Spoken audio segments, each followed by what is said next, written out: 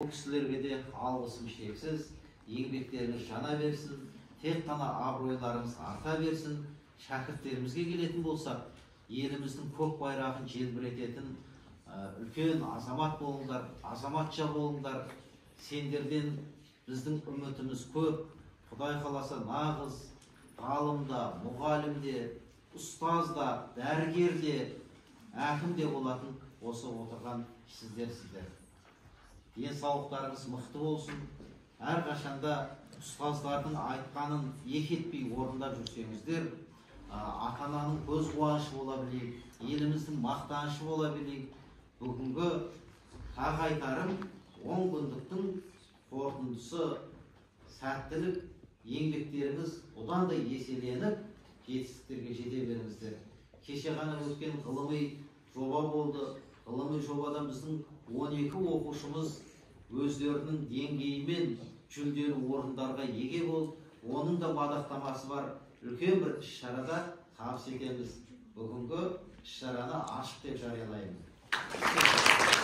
Ойға жинап, қайрат жігер намысты бағындырып, математика және информатика әлемі. Біз тәуелсіз мемлекет ұланымыз. Бар ектіне самғат, алға тек қана алға. Әлемді бағындырған ғылымдар атты математика және информатиканың 10 күндігінде өткізілген іс-шараларды тамашалаймыз.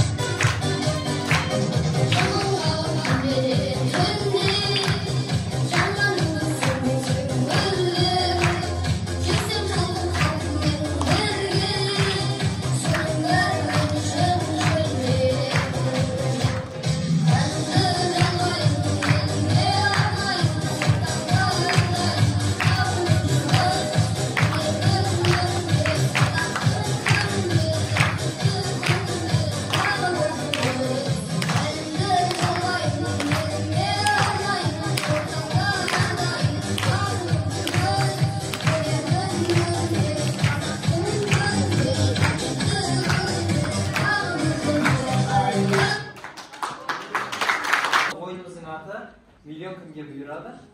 Ендеше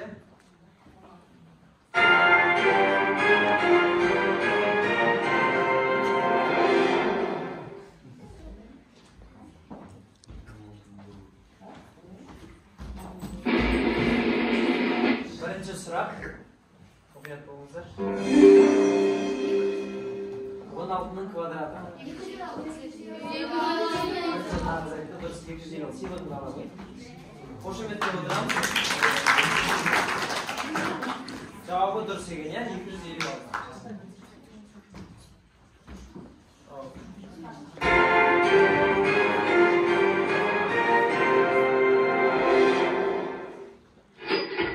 Сонымен екінші сұрағымыз 14-тің квадраты. 190.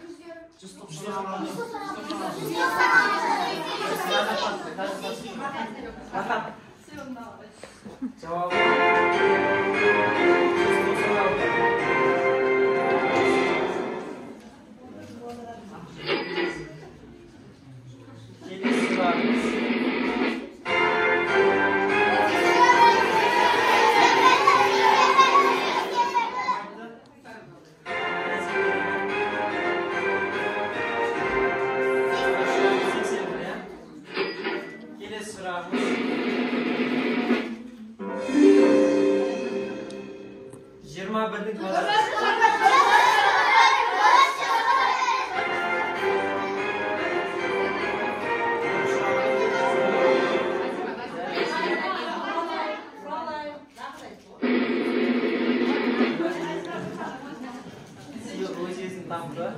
келесі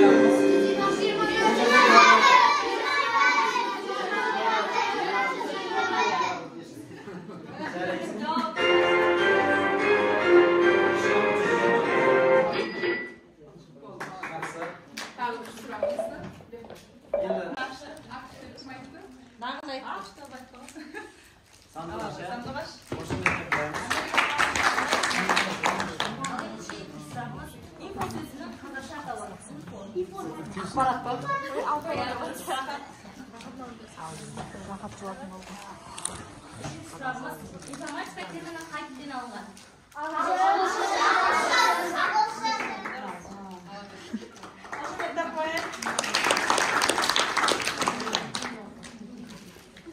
Мықты болсаң шоқалаққа сүрінбе. Мықты болсаң тайғанама көк мұзда. Мықты болсаң бөгеттерді бұзып өл. Мықты болсаң заманыңды көкте бөл. Дей келе мектебіміздің үш құрылы дебат клубы мүшелерінің қаталасын тамашалаңыздар.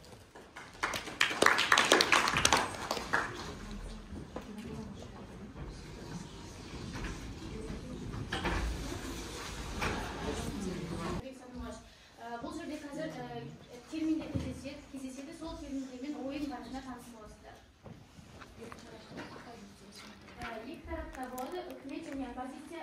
Бізде бұл топ үкімет, бұл топ оппозиция болады. Яғни бір-бірлеріне қарсы тарапта ойнайды.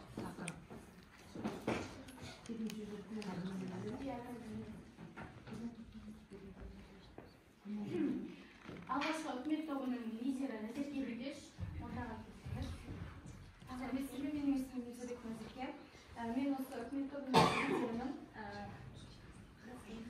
Бұл палата информатика мен математиканы керек деп есептейді. Информатика компьютер және одан да басқа техникалық құрылғылар көмегімен ақпараттарды алу, сақтау, түрлендіру және оны жеткізу, пайдалану заңдылықтардың тәсілдері, жолдарын зерттейтін ғылым саласы. Компьютерді жасап шығару мәселелерін, оны пайдалану заңдылықтарын, ғылыми ақпараттың құрылымы мен жалпы қасиетін, сондай-ақ оның жаратылу түрлерінің жеткізілу және адамдық қызметінің әртүрлі саласында пайдалану заңдылықтарын зерттейтін пәндер. Қолданбалы математика, программалық жасақтамалар, жасанды интеллект, компьютер архитектурасы, есептеу жүйелері.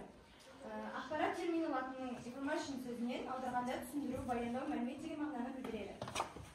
Ақпарат қоршаған орта мен онда болып жатқан құбылыстарды, таңбалар мен сигналдар түрінде берілетін мағлұматтар. Информатика және технология жиындары оқытады. Яғни ақпараттарды сақтайды және өңдейді. Оның дамуы ақпараттарды сақтауға және өңдеуге арналған құрылғылар, яғни электромобильді машиналардың шығуымен байланысты. Ал электромобильді технологияның негізгі құралы бұл ғылым 20 ғасырдың екінші жартысында пайда болған. Информатика пәні негізінен мынадай тақырыпты қамтиды. Алгоритм, программа, ұғымы. Екіншісі алгоритмдерді қарапайым түрде блок күнге жазу.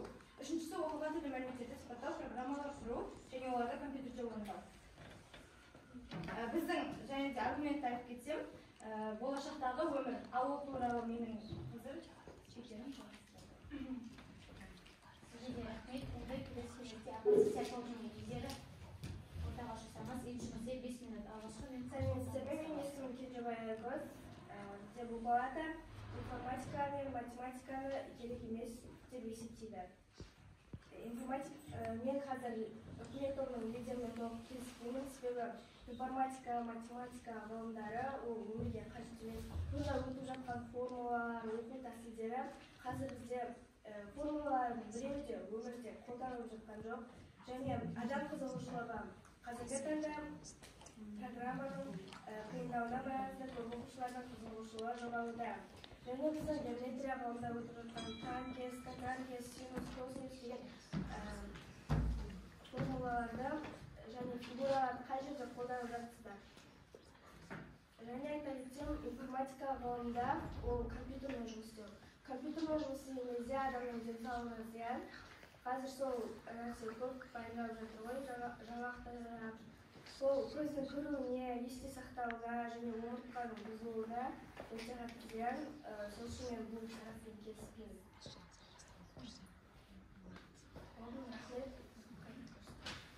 Сізге де рахмет. Үкімет тобының спикері ортаға шақырсақ. Алғашқы сөзіңіз Қасым Маңғысова.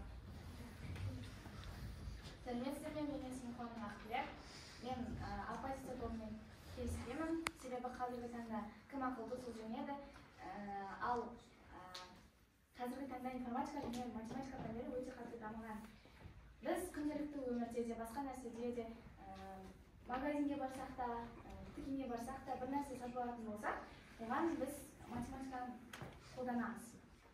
Математика ол ақыл-ой дамытады. Бұл пән бізге логикалық, стратегиялық түрде ойланып, шешім қабылдауды үйретеді. Кез келген ақпаратты жайдан-жай қабылдамай, оны сүзгіден өткізу үшін пайдалы. Тек есеппен емес, өмірдегі түрлі мәселелерге анализ жасауға бейімдейді. Заңдылықты тауып, себеп-салдар мәселелерін талқылауға көмектеседі. Адам математиканы меңгеріп, ой толғау, дұрыс шешім жасау сынды қасиеттерді бойына жинайды. Математика сонымен қатар өмірлік проблемаларды шешіп береді.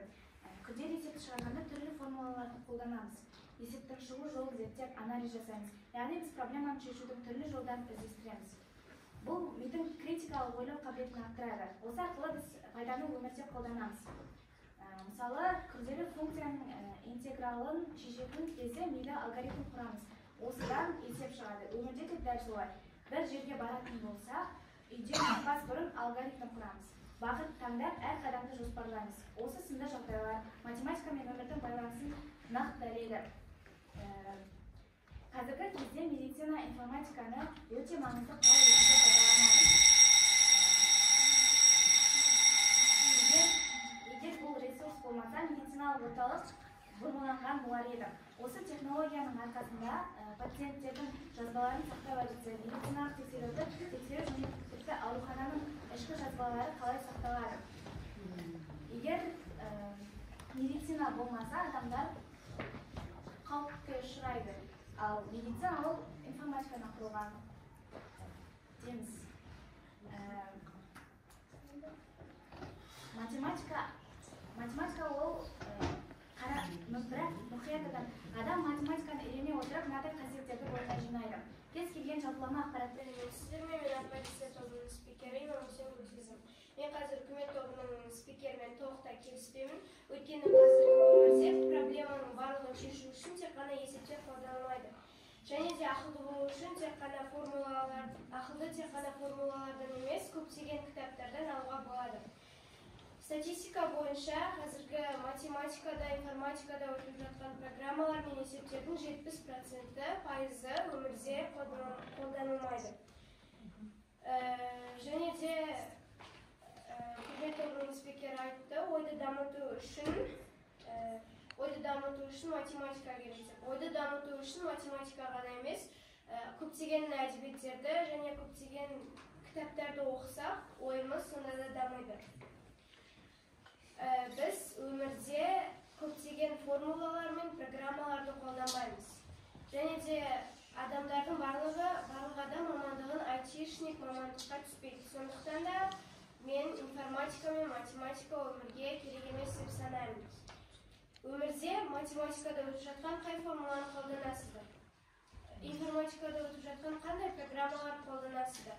Сол үшін мен үкімет тобымен толықтай келіспеймін, және де математика мен информатика өмірге керек емес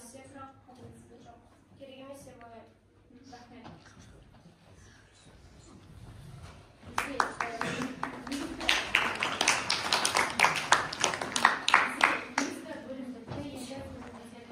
Бұл екі тарапқа қосылмайсыздар, тек қана осы өздеріңіздің ойларыңыз. Қайсысы дұрыс деп ойлайсыз? Ата-аналар ойын пікірін білейік, ағаларымыздан білейік, апаларымыздан білейік. Бұл екі тарапқа қолдамайсыздар, тек қана өздеріңіздің ойларыңыз.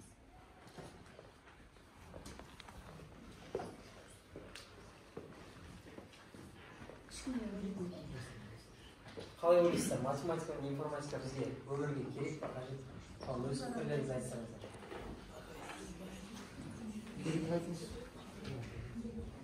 Керек қой, барлық нәрсе министрлік шығарғаннан кейін бәрі керек. Біз ата-аналар не айта аламыз? Керек болғаннан кейін оқытып бастыңдар. Менің ойым керек деп ойлаймын енді.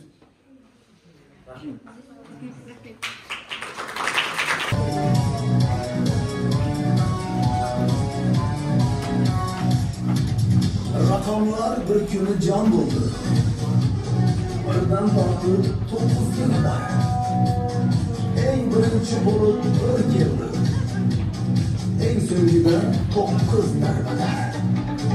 Nollu taklif kılmadılar ham.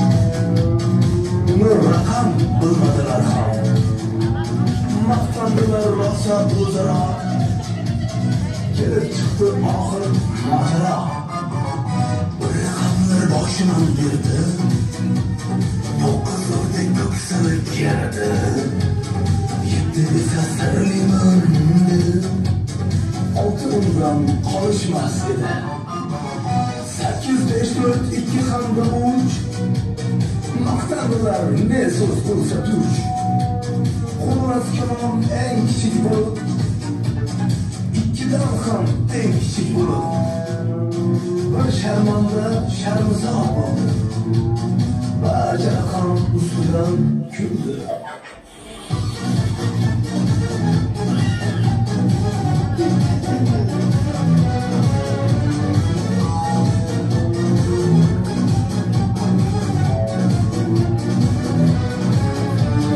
Şu bekna yok mor kelip kaldı. Bir uni şart yoniga oldi. Şu yol bilan o'ngga aylandi va ayolsiz jangga shaylandi. Hamma yo'lni yoniga tortdi. Uning qadri qimmati ortdi. 9 mahkam ushladi nurni. 90 bo'ldi ko'y bu holni. Shunday turib nur talash bo'ldi. Raqamlarga qiymat bosh bo'ldi. Şayet manzur sizge bu kısa, ushbu devr kıssadan kısa.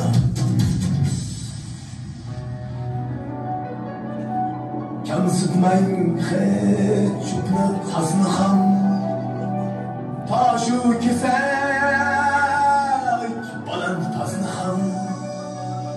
7 emas 1000 o'ylab so'ngding, nur bo'lmasa 1000 ham birga teng.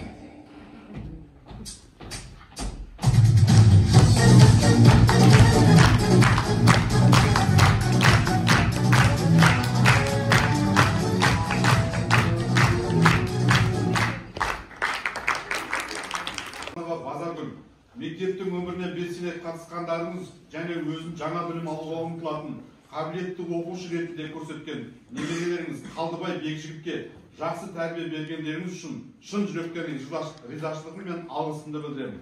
Сіздердің отбасыларыңызға денсаулық, бақыт, сәттілік және амандық тілеймін. Болашақта да біздің ынтымақтастығымыздың дамитынына үміттенемін. Мектеп директоры Абзал Абдамбекұлы.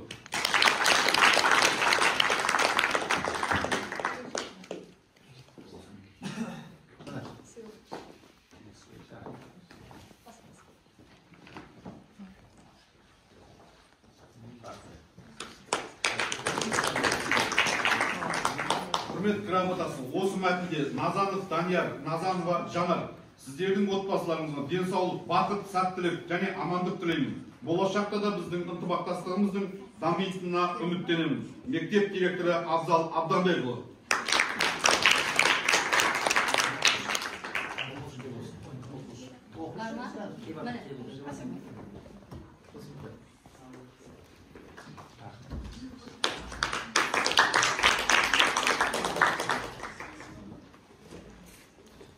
Құрмет грамотасы Қайып Назаров Досбол, Гаухарова Гүлмира, қыздарыңыз Абдувалиева Әсемге жақсы тәрбие бергендеріңіз үшін шын жүректен ризашылығымыз бен алғысымызды білдіреміз. Мектеп директоры Абзал Абданбекұлы.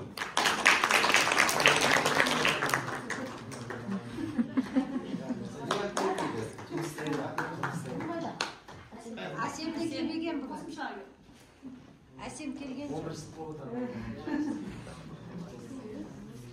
Құрмет грамотасы Сагындыков Алпан, Арабаева Фатима. Қыздарыңыз Сагындыкова Алтынайға жақсы тәрбие бергендеріңіз үшін шын жүректен ризашылығымыз бен алғысымызды білдіреміз. Мектеп директоры Абзал Абданбекұлы.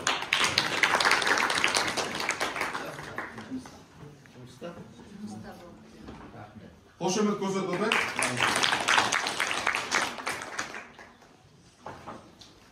Құрмет грамотасы Төлегенов Умарәлі, Төлегенова Нұржамал.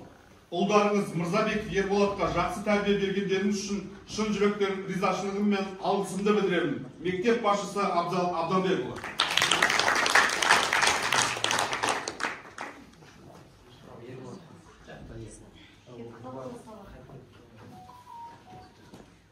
Құрмет грамотасы Құралбаев Ділмұрат, Құралбаева Жазира.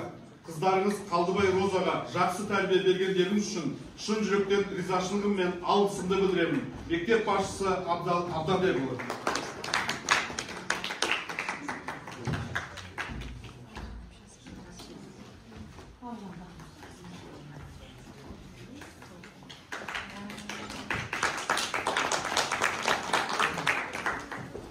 Сәрсенбаев Ергали, Сәрсенбаева Лаура.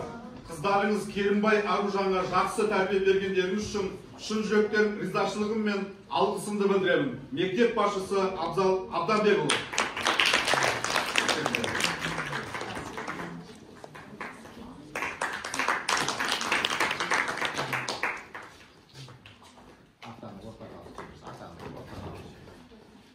Құрмет грамотасы Жүзбаев Оралбек, Нұрғазиева Мадина.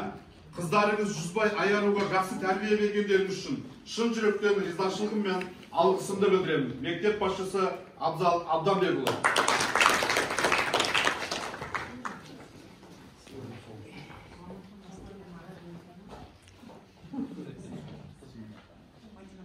Құрмет грамотасы Қадыров Өмірбек, Өмірова Толғанай. Ұлдарыңыз Алимбай Абдинорға жақсы тәрбие бергендеріңіз үшін шын жүректен ризашылығым мен алғысымды білдіремін. Мектеп басшысы Абзал Абданбекұлы.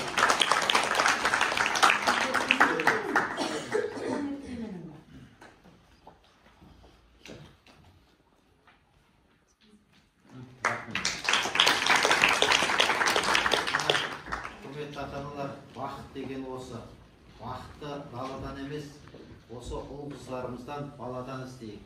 Әр қайсымыз бақытты болайық, бақыт құшағында жүрейік, түсіне білген адамға, түсіне білген ұстазға үлкен жетістік. Міне, осыдан артық бақыт жоқ. Еліміз тыныш, аспанымыз ашық болсын. Әр қашанда мектеп қабырғасынан, мектептің қуанышынан, іс-шарасынан қалмаңыздар.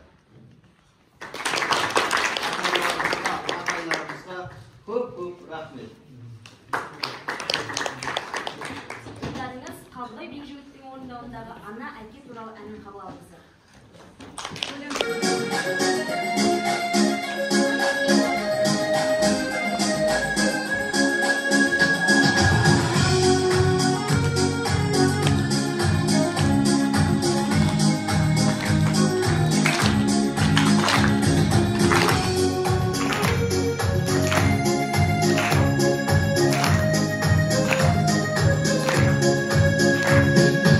I love